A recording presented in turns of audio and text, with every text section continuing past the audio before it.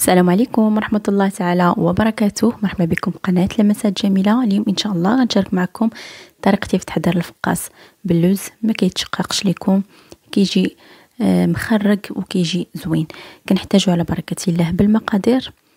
اول حاجة كناخدو واحد 5 ديال البيضات، تكون بحرارة ديال المطبخ، ما يكونوش صغار، من الاحسن يكونوا كبار، وإلا كانوا صغار كنكملوا 6 ديال البيضات.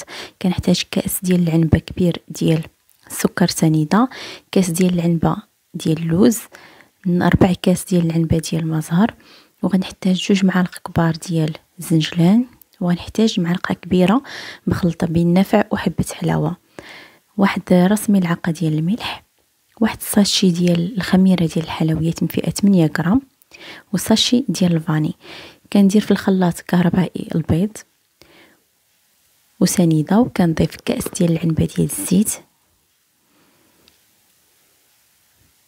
فقط هادو هما العناصر اللي كنضيف في الخلاط من بعد ما مع مزهر. من بعد ما كنطربهم مزيان في الخلاط الكهربائي، كنضيفهم في شي قصريه وكنضيف عليهم الزرارع والخميره ديالنا ديال الحلوى، وكنضيف الدقيق شويه بشويه. العجينه ديالنا خاصها تكون رطبه، ما نقصحوهاش، الا قصحناها غادي تشقق لينا في الفران وحنا دايرين فيها اللوز. كما كتشوفوا معايا بهذه الطريقه، من بعد ما غادي نخدموا مزيان هاد العناصر في الخلاط، غنضيفوهم في قصريه وغنضيفوا الزرارع، نضيفوا اللوز، نضيفوا الدقيق شويه بشويه، نخليو العجينه ديالنا تكون رطبه. من بعد نضيفوا الخميره ديال الحلوى، وكنعجنوا الفقاص ديالنا بالشكل العادي جدا.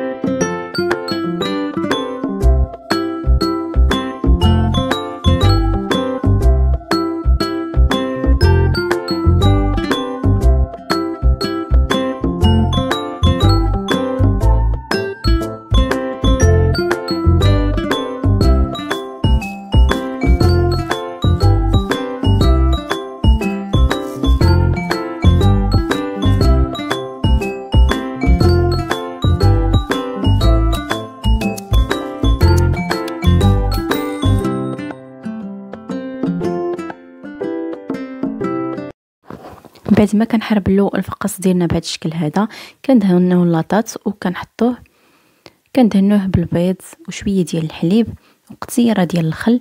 الا كنتو تضيفوا نيسكافي لكم الاختيار. وكنزوقوه بالفرشيطه بهذا الشكل هذا، وكندخلوه للفران يكون بارد على عافيه مهيله حتى يتشم علينا وكيشد راسو. وكنخرجوه كنقطعوه بهذا الشكل هذا وكنخليوه كنحمروه، تكون تحميره خفيفه بهذا الشكل. نردو معاه البال راه دغيا كيتحمر، كيجي خفيف وكيجي مخرج وزوين بصحتكم وراحتكم.